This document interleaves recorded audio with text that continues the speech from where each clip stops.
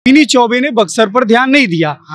जिस मकसद से बक्सर के लोगों ने अश्विनी चौबे को चुना कि वो हमारा जिले का कायाकल्प को बदलेंगे, वो चीज बदलते हुए नहीं दिखाई दे रही है।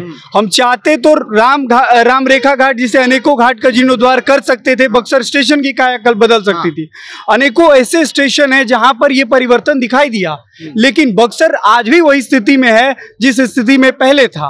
बक्सर एक तीर्थ स्थल है, जैसे पर्यटन स्थल कहते हैं उसको। बहुत दूर दूर से लोग आते हैं यहाँ मेले में। खिचड़ी का मेला प्रसिद्ध होता है यहाँ विश्वामित्र की नगरी कहा जाता है। ये बात इसीलिए प्रसिद्ध है। अच्छा, एक बात पूछते हैं, बक्सर स्टेशन ऐसा ही होना चाहिए था क्या, आपको लगता है? बक्सर स्टेशन तो जैसा होना चाहिए वैसा तो नहीं है, ये सही है। दोष किनका? बहुत पुराना ये स्टेशन है। दोष किनका? दोष प्रशासन माने सरकार का है। प्रशासन माने सरकार। वहाँ लिखा हुआ विश्वामित्र महामुनि ज्ञानी बसहि विपनु शुभ आश्रम जानी। ये स्थिति है जो दर्शाई गई है बक्सर स्टेशन पर। बताया गया कि विश्वामित्र की धरती है, लेकिन वो जो विकास है वो नहीं हो पाया है। एक आपको यहाँ पे मधुबनी पेंटिंग मिल जाएंगे। चलिए, हमको इग्नोर किए, एक बात कह रहे हैं। आपको कहाँ इग्नोर करेगा? इसलिए कि वो नहीं समझते हैं कि हम बक्सर का सांसद सबका है। सिर्फ वो जानते हैं कि हम भारतीय जनता पार्टी का सांसद है। हम कहते हैं कि सांसद हमारा भी है। बिल्कुल, मैं बोलता हूँ कि सांसद मेरा भी है, लेकिन वो समझते हैं कि मैं इनका नहीं हूँ। तो उम्मीद थी कि 10 साल में अश्विनी चौबे के कार्यकाल में बक्सर की कायाकल्प बदलेगी, वो कायाकल्प बदलते हुए नहीं दिखाई दे रही है। कहीं ना कहीं हम लोग निराश है इस वजह से कि हमारी बातों को प्रमुखता से वो केंद्र स्तर पर नहीं रख पाए, जिस वजह से आज इसका बक्सर स्टेशन का ये हाल है। चलिए, हम उसी जगह पे खड़े हैं जहां 52 द्वादशी में कम से कम 2 से 3 लाख लोग जो है वो स्नान के लिए आते हैं, और लाखों लोग जो बक्सर घूमने आते हैं स्नान करने के लिए, गंगा स्नान करने के लिए। हम बक्सर स्टेशन पे खड़े हैं, वहाँ पहले कहेंगे एक बार दिखाइए। स्टेशन पे बाहर आपको एक मंदिर दिख रहा होगा। मंदिर के बाहर आपको देखिए किस प्रकार से वहाँ पे बक्सर का ये स्टेशन दिख रहा है। बक्सर स्टेशन के बाहर एक बोर्ड लगा है, बक्सर जंक्शन, बक्सर स्टेशन। उसके बगल में श्री राम जी का चित्र है, उसके बगल में विश्वामित्र जी का चित्र है। लेकिन बक्सर इतना विकसित जितना होना चाहिए था वो हो नहीं पाया है। सबसे पहले नमस्कार, आप जनता जंक्शन देख रहे हैं और मैं हूं आपके साथ आशुतोष उपाध्याय। अभी हम बक्सर स्टेशन पे इसीलिए खड़े हैं क्योंकि विश्वामित्र की धरती है, यानी कि राम जी जो है वो यहाँ से शिक्षा और दीक्षा लिए थे, लेकिन यहाँ की जो समस्या है उसका निवारण नहीं हो पा रहा है। अब कारण क्या बताएं, लोगों से बातचीत करेंगे। उससे पहले एक और चीज बता दें, यहाँ पे ऐसी अनेकों पौराणिक कथाओं का ये है संगत है कि पूछिए मत। अब अगर आप बक्सर में घूमिएगा तो आपको अलग अलग जगह मिलेगा। ताड़िका वन के नाम से आपको जगह मिलेगा, ताड़िका नाला मिलेगा, उसके राम रेखा घाट मिलेगा, 52 जो देव हैं, जो भगवान हैं, उनका आपको मंदिर मिलेगा, और यहाँ वो अवतरित भी हुए थे। अब इस दरमियान हम आपको दिखाते हैं, कोई स्टैंड नहीं है, कुछ नहीं है। लेकिन आपको एक और बात बता देते हैं, बगल के अगर आप उधर जाइएगा तो उत्तर प्रदेश में वाराणसी पड़ता है, काशी पड़ता है। और काशी पड़ता है जब, तो काशी का वाराणसी जंक्शन का किस तरीके से जीर्णोद्धार हुआ है, किस तरीके से बनाया गया है, वो देखने लायक है।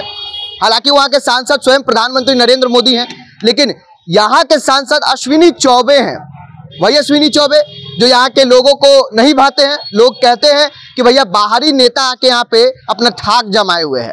अब आपको एक और बात बताते हैं, बक्सर स्टेशन जो है वो पूरे तरीके से केंद्र के जिम्मे बैठा हुआ है। ये कारण हम इसलिए बता रहे हैं क्योंकि अश्विनी चौबे जो अभी हैं, मंत्री भी हैं, वो केंद्र के भरोसे इसलिए बैठे कि भाई नरेंद्र मोदी अगर कुछ कर देते जीर्णोद्धार तो हो जाएगा, अगर नहीं करेंगे तो हम कुछ नहीं करेंगे। और ये स्थिति है बक्सर स्टेशन की। इतना छोटा सा स्टेशन, अगर हम अंदर चलेंगे, अंदर बातचीत करेंगे कुछ लोगों से, तो अंदर का आपको दृश्य दिखाएंगे किस तरीके का स्टेशन है और क्या है। अगर आप अंदर की चीज़ों को देखिएगा तो पता चलेगा कि बक्सर स्टेशन को जो होना चाहिए था, जो दिखाना चाहिए था, वो नहीं है। अगर वहाँ पे दिखाएंगे आप किस प्रकार से वहाँ पे चित्रण किया गया है, बताया गया है, विश्वामित्र की धरती है। हम आगे वो चलते हैं, आपको वो दिखाते हैं किस तरीके से विश्वामित्र की धरती को दर्शाया गया है। वो देखिए, कहेंगे एक बार जूम करके दिखाइए। वहाँ लिखा हुआ विश्वामित्र महामुनि ज्ञानी बसहि विपनु शुभ आश्रम जानी। ये स्थिति है जो दर्शाई गई है बक्सर स्टेशन पर। बताया गया कि विश्वामित्र की धरती है, लेकिन वो जो विकास है वो नहीं हो पाया है। एक आपको यहाँ पे मधुबनी पेंटिंग मिल जाएंगे। अब चलेंगे बाहर, लोगों से बातचीत करेंगे, कुछ लोग मिलते हैं तो उनसे जानेंगे कि आखिर बक्सर स्टेशन का ये दुर्दशा का कारण कौन है, इसका जीर्णोद्धार यानी ये आखिर ढंग से बन क्यों नहीं पा रहा है। देखिए, यहाँ कुछ लोग खड़े हैं, पीछे भी लोग खड़े हैं, इन लोगों से भी जानेंगे। लेकिन चर्चा पहले जो है इनसे स्टार्ट करते हैं। क्या नाम हुआ आपका? मेरा नाम मोहम्मद हाशिम शाह हुआ। हाँ, अच्छा, ये बताइए बक्सर किन मायनों में खास है? बक्सर एक तीर्थ स्थल है, जैसे पर्यटन स्थल कहते हैं उसको। बहुत दूर दूर से लोग आते हैं यहाँ मेले में। खिचड़ी का मेला प्रसिद्ध होता है यहाँ। यहाँ विश्वामित्र की नगरी कहा जाता है। ये बात इसीलिए प्रसिद्ध है। अच्छा, एक बात पूछते हैं, बक्सर स्टेशन ऐसा ही होना चाहिए था क्या, आपको लगता है?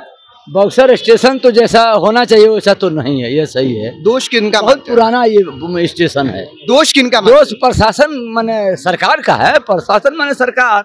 आपका क्या कहना है? स्थानीय सांसद का दोष जो है वो तमाम लोग दे रहे हैं, कह रहे हैं कि भाई जो अश्विनी चौबे कभी क्षेत्र में आते नहीं है। दूसरा बात, वो केंद्र के भरोसे हैं कि केंद्र अगर बना दे बक्सर स्टेशन को तो वो हो जाएगा, लेकिन वो केंद्र से एक शब्द कहने नहीं जाएंगे। देखिए, ये रेलवे का मामला है। रेलवे कितना विकास कर रही है, लेकिन उनका नहीं आना तो ये स्वाभाविक है। हालांकि संसद होता है तो सबका होता है, तो सबका होता है। नहीं, यहाँ नो पार्टी, कोई जाति, कोई खाटी नहीं। लेकिन ये समझते हैं कि हम सिर्फ बीजेपी का है, तो बीजेपी का है अगर तो बीजेपी के तो साथियों को खुश रखना चाहिए। चलिए, हम कोई इग्नोर किए, एक बात कह रहे हैं। आपको कहाँ इग्नोर करेगा? इसलिए कि वो नहीं समझते हैं कि हम बक्सर का सांसद सबका है। सिर्फ वो जानते हैं कि हम भारतीय जनता पार्टी का सांसद है। हम कहते हैं कि सांसद हमारा भी है। बिल्कुल, मैं बोलता हूँ कि सांसद मेरा भी है, लेकिन वो समझते हैं कि मैं इनका नहीं हूँ। लेकिन मेरा प्रश्न है कि तीर्थ स्थल के तौर पर ये बक्सर का जो विकास है, स्टेशन का विकास, वो तो होना चाहिए ना। हाँ, नहीं हुआ। चलिए, यहाँ एक युवा खड़े, इनसे भी जानेंगे। क्या नाम है आपका? अभिषेक राय नाम हुआ। अच्छा, ये अभिषेक जी बताइए, क्या लगता है बक्सर स्टेशन की दुर्दशा आपको दिख रही है?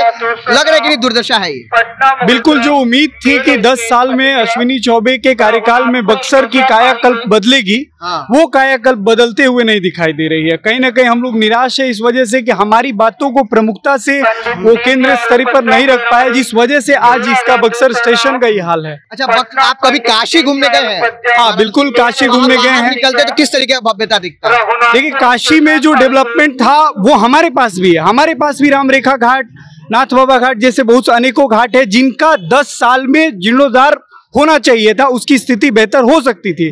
लेकिन कहीं ना कहीं अश्विनी चौबे ने इस पर ध्यान नहीं दिया, जिस वजह से आज भी बक्सर जैसा इंपॉर्टेंट तीर्थ स्थल डेवलप नहीं कर पाया। कहा जाता है कि राम ने यहीं से शिक्षा ली। तीर चलाना, एक्चुअली वो भगवान थे, सब कुछ जानते थे, लेकिन एक पुरुषोत्तम थे। पहले वो राम थे, मतलब पहले वो मानव थे। उन्होंने तीर चलाना यहीं से सीखा। ताड़िका वध जो इन्होंने यहीं करा। तो क्या लगता है इस चीजों को वो पर्यटन को स्थल घोषित नहीं कर पाए, बढ़िया से वो बना नहीं पाए? आगे देखिए कितना संकीर्ण रास्ता है, स्टैंड सही से नहीं बन पाया, आगे का चौड़ीकरण नहीं हो पाया। क्या अश्विनी चौबे में कोई फॉल्ट है? देखिए, अश्विनी चौबे में फॉल्ट का तो नहीं कहा जा सकता है। हाँ, लेकिन ये बात जरूर कही जा सकती है कि अश्विनी चौबे ने बक्सर पर ध्यान नहीं दिया। जिस मकसद से बक्सर के लोगों ने अश्विनी चौबे को चुना कि वो हमारा जिले का कायाकल्प को बदलेंगे, वो चीज बदलते हुए नहीं दिखाई दे रही है। हम चाहते तो राम रेखा घाट जिसे अनेकों घाट का जीर्णोद्धार कर सकते थे, बक्सर स्टेशन की कायाकल्प बदल सकती थी। अनेकों ऐसे स्टेशन है जहां पर ये परिवर्तन दिखाई दिया, लेकिन बक्सर आज भी वही स्थिति में है जिस स्थिति में पहले था। तो कहीं ना कहीं यहाँ पर है कि अश्विनी चौबे का ध्यान बक्सर में नहीं है। वो सिर्फ नरेंद्र मोदी के बदौलत बक्सर से जीतते आ रहे हैं और उन्हें लगता है कि बक्सर में जीत वो नरेंद्र मोदी के बल पर ही फिर जीत जाएंगे। अच्छा, एक कहावत और है, लोग कहता है कि भागलपुर से आए हैं, और वो एक बात और है, अगर हम यहाँ के रहने वाले होंगे तो हम, ये बात वास्तविक है कि हम यहीं का चाहेंगे। हम नहीं चाहेंगे कि मेरे दूसरे राज्य में फिर दूसरे अलग जगह विकास हो। भागलपुर से इंपोर्टेड नेता है, लोग कहता है। तो क्या भागलपुर सब कुछ वो करना चाहते हैं? क्या उनको भागलपुर शिफ्ट कर देना चाहिए?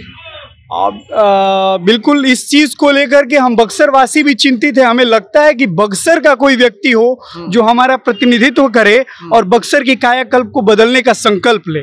इस चीज के लिए हम लोग भाजपा सरकार से भी आग्रह करेंगे कि यहाँ पर बक्सर में एक लोकल रिप्रेजेंटेटिव को मौका दिया जाए ताकि वो बक्सर का प्रतिनिधित्व अच्छे ढंग से कर सके।